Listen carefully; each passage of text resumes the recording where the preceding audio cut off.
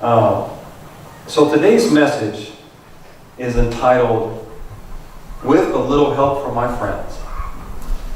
With a little help from my friends. How many of you guys have had great friends? Or have great friends? Or a good friend? How many of you have had not so good friends? You know, it's funny because the definition of a good friend has changed since I was younger. What I thought was a good friend when I was younger, now the word friend is used pretty liberally. You know, when I ask my son or my daughter, well, how many friends do you have? Well, I've got 400. Excuse me, 400? I've never heard of these 400 people. Who are these people? Oh, they like my Instagram page. Have you ever met them? No. You know their phone number? No. But they like my page, they like my posts, they like my pictures. That's a friend to them. And it blows my mind that they consider a friend. Now, God bless my Facebook, but of the however many there are, if I were to narrow it down to what I actually consider a friend, it would be a short list. And my definition is if I can call you at 3 in the morning with almost any situation and you help me, that's a friend. Which narrows it down, doesn't it? But the thing is about a friend is when you go through something tough or even great in life, isn't it so much better when you have a friend? Like when you go through a joyous occasion, like for instance when I got married, you know, a buddy of mine, we both unfortunately had divorces, and we went through, you know, some rough times in our life about the same time, and he and I got married 2 weeks apart, and I can't tell you the joy it was to attend his wedding as his best man, and then later he attended my wedding. Because our friendship, because we had been through tough times together, we kind of understood, you know, where we were headed and the things we had gone through, and we had similarities. It was a joy to share that. But we've also been through times where it was tough, and we had to encourage each other. And I want to talk a little bit today about friendship. And I asked you guys if you had some bad friends. You guys remember those friends that instead of steering you toward the Lord, tried to steer you the other way, and sometimes you followed, or sometimes you steered them the other way. You know, last week I had spoke about a friend that I had grown up with that I hadn't talked to in many years that was going through a pretty tough time. And I was actually thinking really hard about what kind of friend I was, even if it was when I was a teenager. And I thought there were times, instead of reading the Bible with him or going to prayer meeting or doing something that centered on God, that I took him and bought alcohol or cigarettes or pornography. And I think about that now, years later, what kind of influence that was. And I pray that the Lord, for second chances and third chances, that maybe that I can be a blessing this time around. But about friendship, does anybody know who the first friendship was on this earth? It was the first friendship. The first two that walked together. Adam and God. Adam and God. Now what a better friend to have than that. I mean, isn't that the best friend you could ever have, that had everything ready for you, that created the earth and gave you dominion, and said, let me walk along with you every day. Let me show you the things that I've prepared for you. And so God kind of set the bar for a perfect friendship. What better friend than God? And then, of course, in his friendship with Adam, he presented Eve to Adam. Now you're even a better friend. Now you've hooked me up. Right? Now, we guys know what that is. When you know, I remember when I met Kelly, and I remember my friends telling me about her. And I met her, and she was more wonderful than they had described. And I can't tell you the joy I felt for my friendship, for them pointing her out, right? Pointing her in my direction. So Eve was given to Adam by God, and so now there's a bond between God and Adam that's as close as you can get, because he's provided everything to Adam, including his wife. So all his surroundings, all his life, his livelihood, even his relationships have been given to him by God, and they're perfect. But we know how that took a sour note, a sour turn. But God intended for us to have friendships. He intended for us to have closeness with one another. It was originally intended in a perfect world with no sin, where there was always love and there was never selfishness. But even with that, even with the fall of man, even with sin that has plagued humanity, God intended for us to have friendship. Now, I can tell you right now that I don't understand the friendship between two women. It's a little different than the friendships I have with my boys, as I'll call them. A little different. My wife will tell me, I call my friend and we cry for an hour. That's foreign to me. Or we talked about this, or we talked about that. And God bless you. If that's what you find in friendship, then that's great. But, that's not quite what the conversations I have with my friends. But Ruth and Naomi, that's the first example there. If you look at it, it says from Ruth chapter 1, verses 16 and 17. It said, but Ruth said, entreat me not to leave you, or to turn back from following after you, for wherever you go, I will go. And wherever you lodge, I will lodge. Your people shall be my people, and your God my God. Where you die, I will die, and there I will be buried. The Lord do so to me, and more also, if anything but death parts you and me. Well, that's a friend. How many friends have you known that have said, I will join your country, I will follow after your religion, and the only thing that will separate us is death. And wherever you go, I will go. I can't think of a better example of a friend than that. I've never had anybody say that to me. I've got some close friends, but, there's a limit at which they'll follow you. But to say that where you will die, I will also die. That's as close of a bond as you can get. What that's saying is that without that person in their life, they would rather be dead. They would rather be dead. In other words, their life, their very life depends upon that companionship. If only we looked at the Lord like that. That's Ruth and Naomi. The next example is David and Jonathan. So now we've got two guys. An example is taken from 1 Samuel chapter 18, starting with verse 1. It says, now when he had finished speaking to Saul, the soul of Jonathan was knit to the soul of David. And Jonathan loved him as his own soul. Saul took him that day and would not let him go home to his father's house anymore. Then Jonathan and David made a covenant because he loved him as his own soul. And Jonathan took off his robe that was on him and gave it to David, with his armor, even to his sword and his bow and his belt. Now that's a friend. To say, here, you take my clothes, you take my armor, you take all, and I've definitely never had a friend do that. Give me literally the clothes off their back. But it says here they hit it off instantly and they were close. Now we know David had problems with Saul, but not with Jonathan. And they loved each other. There was a brotherhood there that they would call it brother from another mother.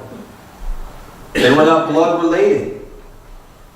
But there was a bond there that went beyond blood.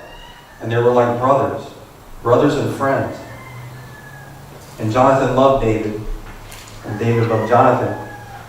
And it's funny, my brother's name is David. Of course, I'm Jonathan, so I don't think we're that close, but yeah.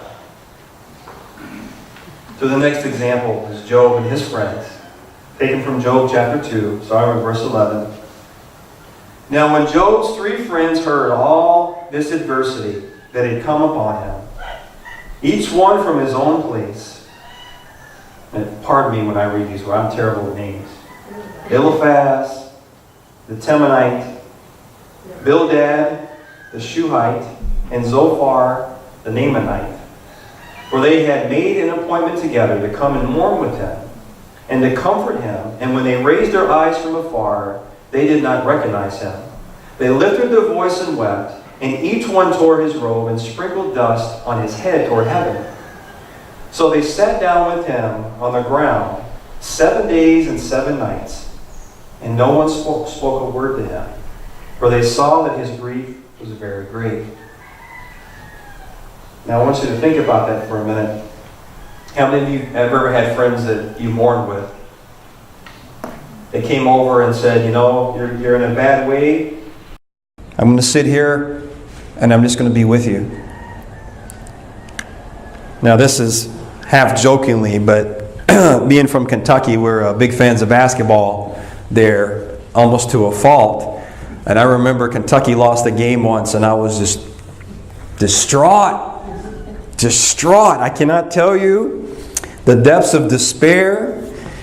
And I remember my friend, I was at his house and he was out for a little bit. He came home and he looked at me and he knew by the look on my face that Kentucky had lost. And he looked at me and said, Kentucky lost. And I just nodded. And he did as a good friend would do. He sat on the couch and didn't say a word. Just like Job's friends, and we sat there for hours. For hours, staring at the wall. Still hurts to this day, but that's all right. That's all right. But my point is he was my friend. I can kind of understand that now. That's obviously not a serious life issue. It felt that way at the time, but all joking aside, Job had good friends in the fact that they wanted to spend time with him. What they had wrong is the character of God. But God corrected that. He engaged them and he engaged Job so they would understand who he was as a God. But they were still good friends in the fact that they sat with him and mourned with him. You know, it's not easy when someone's going through so much. You can't even recognize them physically because they are so tormented, they are so sick, and he literally from head to toe looked like a different person. It's not easy to sit in the presence of somebody that you can do nothing for. You can't help in any way. You can only sit there and mourn with them. I don't know about you, but I don't like hospital visits. It's not easy. It's not easy to go to somebody and visit them in a hospital when you know that there's nothing you can do. There's nothing you can do to help. There's no kind word you can say. There's no way to maybe help them get their spirits up because it looks so bad. I don't do well in those situations. I kind of freeze up.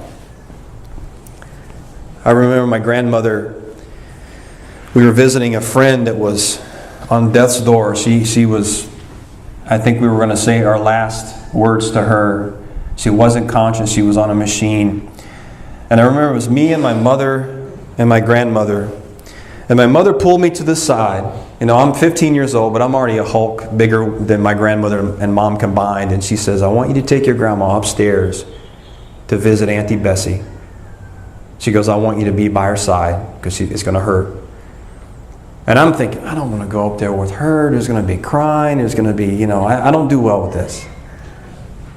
So I escort my grandma up. She's standing side by side with me. And here I am thinking, okay, I'm going to protect her. I look at Bessie and I start weeping. And my grandma's comforting me. It'll be okay. It'll be all right, son. It'll be all right. My grandma sat there all stoic, didn't shed a tear. And she takes me out and I've got something in my eye, Mom, That's what I told her. But Job had friends that sat with him in the toughest of situations. I've had friends like that. Not many, but I've had friends like that. And it's good to have a friend there, even if they can't do anything for you. Their very presence, the fact that they show up, the fact that they're there with you and willing to just spend time with you means so much. Never discount even the littlest of things. Our next example is Shadrach, Meshach, and Abednego, taken from Daniel 2. It says, also Daniel petitioned the king, and he said, Shadrach, Meshach, and Abednego over the affairs of the province of Babylon. But Daniel sat in the gate of the king. Now we know from history that these three guys were so close that they were willing to be put in the oven together. That they stood as the only three in the crowd. Now let me tell you something. You guys have probably been in situations where maybe you were the only one that stood up. You guys ever been in a situation like that? Were you the only one that said no? You were the only one that said, I won't go. Or the only one that said, I'm not going to be a part of this. It is a lonely place to be, no matter how righteous the cause. It is a lonely place to be to stand up like that. It's not easy. But when you've got two guys next to you saying, we're going to stand together. We're going to stand together, and in the oven we'll go together. And if we die together, we die together. That's friendship. That's friendship. And it makes it a whole lot easier to stand in unity. And so they went into the oven together. And then the fourth friend came. And that's what Nebuchadnezzar didn't understand.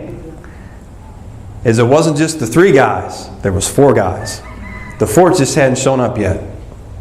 And when the fourth showed up and he says, look, these guys are my friends. Let's get out of the oven. They don't belong here. And Nebuchadnezzar eventually understood that. He had a vision. He saw the Son of Man. And we'll get to Jesus in a little bit. But that's friendship, willing to die with one another, to stand up with one another, to praise God with one another, to stand up against idols, against the king under threat of death together. That is friendship. That is friendship. That's an example for all of us today in this world. The next example is from Jonah. Jonah 2:10. And Jonah and the whale, they were friends. I bet you didn't know that, but I'm going to explain why. So the Lord spoke to the fish, and it vomited Jonah onto dry land. You will not find a better friend than one that will help you get to where God needs you to be. Right? Even if it's unwillingly. Jonah just didn't know the whale was his friend. That was the only difference. But the whale got him to where he needed to be. And I always laugh at that story because the only one that was obedient in the whole story was the whale. So I had to throw that in there because I love Jonah. And I love the fact that God uses that to show us that even the most disobedient and the rotten of us can still be a blessing. Even when we don't want to be. The last example is Jesus and Lazarus. John 11:11 says, these things he said, and after that he said to them, our friend Lazarus sleeps, but I go that I may wake him. You guys remember a few weeks ago I preached on that. You know, that Jesus calls us friend and says, I go that I may wake them, or I go that I may bring them home. And this is where I want to stop at this friendship. Because I want to talk about Christian friendship today. Christian fellowship. Because it's something unique that we have that doesn't exist anywhere else in the world, in any other relationship. If you would turn with me to John chapter 15. John chapter 15, starting with verse 9. Just say amen when you're there.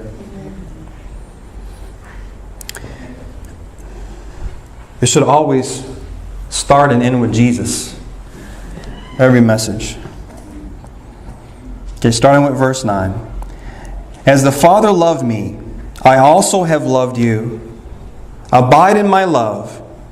If you keep my commandments, you will abide in my love, just as I have kept my Father's commandments and abide in his love. These things I have spoken to you, that my joy may remain in you, and that your joy may be full. This is my commandment, that you love one another as I have loved you. Greater love has no one than this, than to lay down one's life for his friends. You are my friends if you do whatever I command you. No longer do I call you servants, for a servant does not know what his master is doing. But I have called you friends, for all things that I heard from my Father I have made known to you. You did not choose me, but I chose you and appointed you that you should go and bear fruit, and that your fruit should remain, and whatever you ask the Father in my name, he may give to you. These things I command you, that you love one another.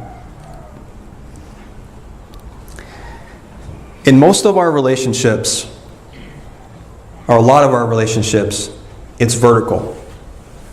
And what I mean by that is, for instance, my mother and myself, it's a vertical relationship. Right? She's not my equal, she's my mother. And so she has a special place in my life. Or my kids, right? I'm their parent, so we're not equals. And Jesus is saying here, I no longer call you servants, I call you friends. Now, if you take the structure of most of our Christian denominations, we have forgotten that part. We have hierarchies again. Even in our own Adventist church, we have hierarchies. But Jesus never intended it for this. And it goes back to creation. If you go back to the first friendship, which was Adam and God, God would come down to earth and walk with Adam in friendship. In friendship. They'd walk together, and who knows what kind of conversations they had. God telling him about the things that he created, and Adam maybe asking questions or saying, you know, how did you do this? Or what about this? Or maybe what should I name that? And so Christ took the hierarchy out of the relationship. Because they weren't getting that in the temple, in the synagogue. What were they getting? You're up here, and I'm down here. That's what had become of God's house. I'm not quite the level you are.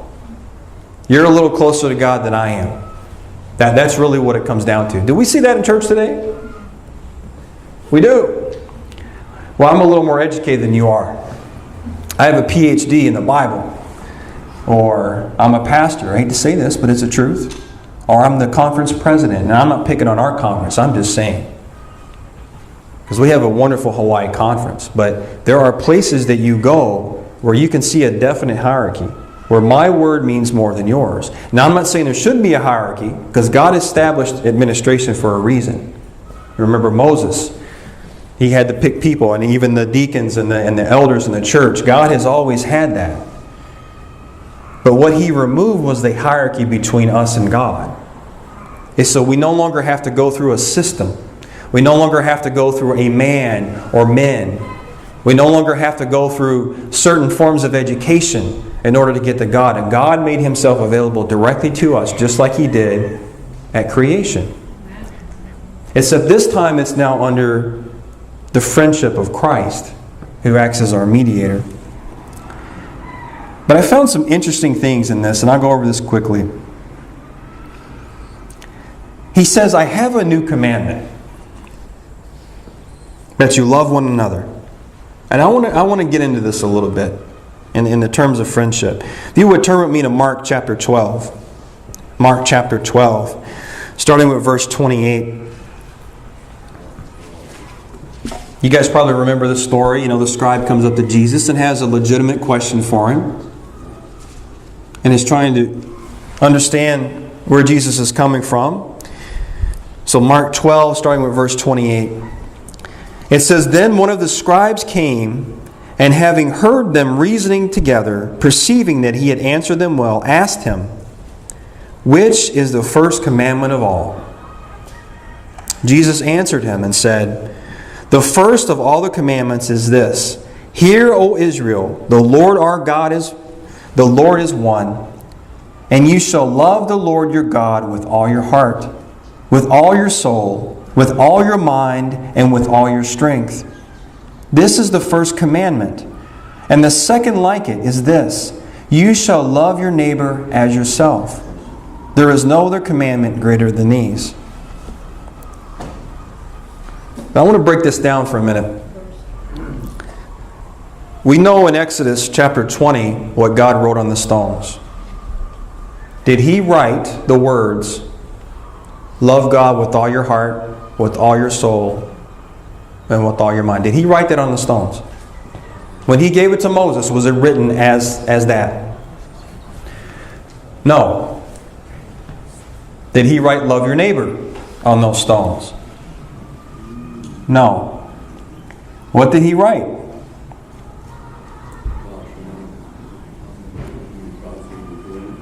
I'm sorry?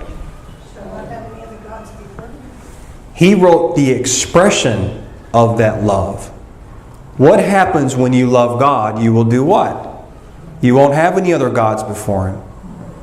You won't have idols. You won't take His name in vain. You will keep the Sabbath if you love Him. So He wrote the expression of that love, which is the same thing in so many words.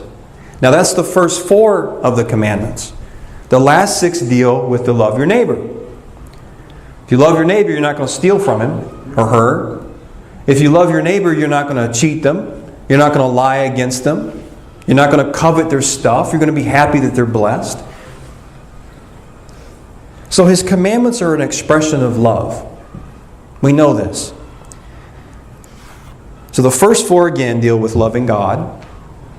And the last 6, love your neighbor. Now, He did give to the prophet later those words. That's what Jesus is quoting here. He gave it in Deuteronomy.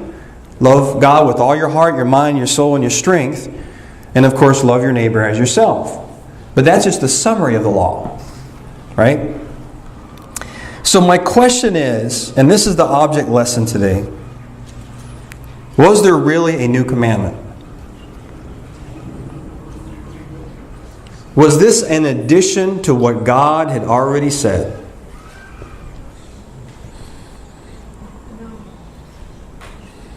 So an answer is found in John chapter 13. Now this is previous to 15, but John chapter 13, starting with verse 34, if you would turn. Because I've heard this preached, that this was not a new commandment because He already said, love your neighbor. Right? And that's covered under that. To love your neighbor. But I want to compare these two. John chapter 13, starting with verse 34. A new commandment I give to you, that you love one another as I have loved you, that you also love one another. By this you will know that you are my disciples, if you have love for one another. So the answer is this. There is a friendship between believers that exists only among believers. You cannot have this relationship with an unbeliever. And why is that? Why is it that me as a believer can have a friendship with an unbeliever, but they don't have something in common with me? And what is that? Christ. Christ. So are they capable of loving me as Christ had intended? No. And why not? Because we don't have that in common. Our love flows from Christ. Our love for one another flows from Christ. And if you actually read the two comparatively, here's what it says. Love your neighbor as who? Yourself. Love your neighbor as yourself. This is for everybody. This is for the world at large. This is for strangers. This is for everybody else. But specifically to His friends, His apostles, He says this. Love one another as... Is there a difference? There is a difference. Because the way that I love myself versus the way that Christ loves me is very different. Christ loves me infinitely. He loves you infinitely. Whereas I don't like myself a lot. And I wouldn't make the decisions constantly that I do if I truly love myself. I know you guys can relate. We make dumb decisions sometimes. And if we really truly loved ourselves, then we wouldn't make those decisions. But the fact is there is a difference. And the reason there is a difference is because the commonality of Christ that bonds us.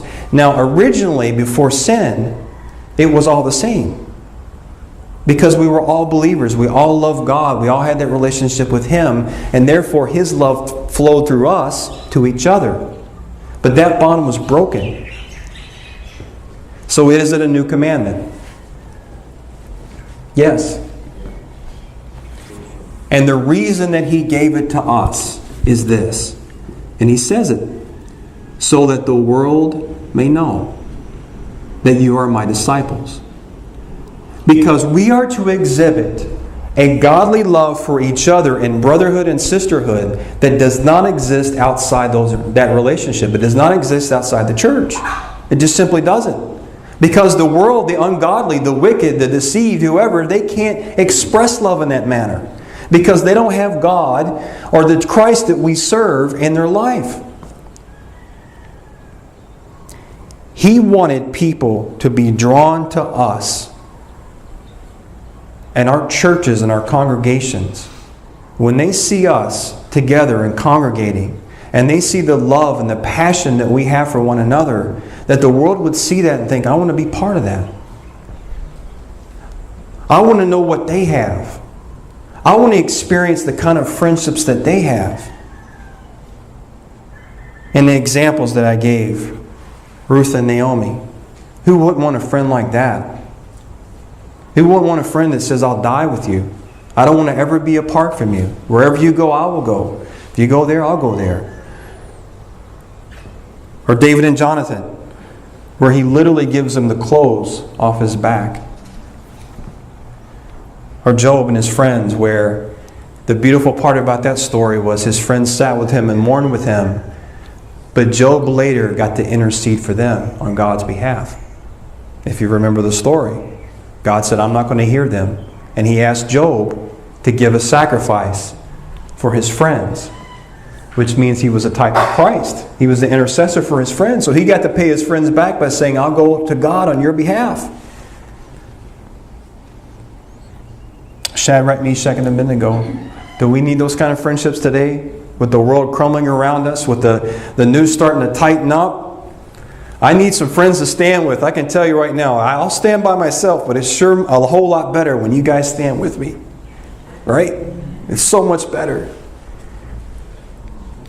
But the fact is that Christ gave this commandment to us as believers and only believers, because there's a special relationship there, because we love the Lord so much and we're so passionate about Him that we have it in common. There's no greater calling than to be a Christian. There's no greater calling than to be a believer. There's no better calling than to proclaim the three angels' message, because that's what God has called us to do. And He's called us to do it in friendship. So there's many ways we can be examples of followers. We can live righteously in our own lives, in our work, in our leisure time, and whatever, and people can see this.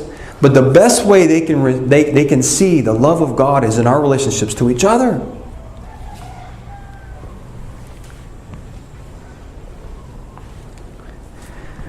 So yes, it is a new commandment. Now, it's not new to us. It's been around a while. But some of us it may be new to, because maybe we don't express our friendships like that. I don't know about you, but sometimes it's hard. It's hard in the church to have close friendships. With life being busy, with things going on, and the things that Satan typically tries to pick us apart. He's smart like that. He knows that if he comes and Francis, you're at my house and we're praying together, he may not want to come during that time. He may want to say, he's got reinforcements. I'm going to leave him alone. I'm going to wait until I can get him by himself. But when there's a pack of us together and we love one another and we pray for one another, it's hard for him to get in there, isn't it? And this is the final thing I want to leave with.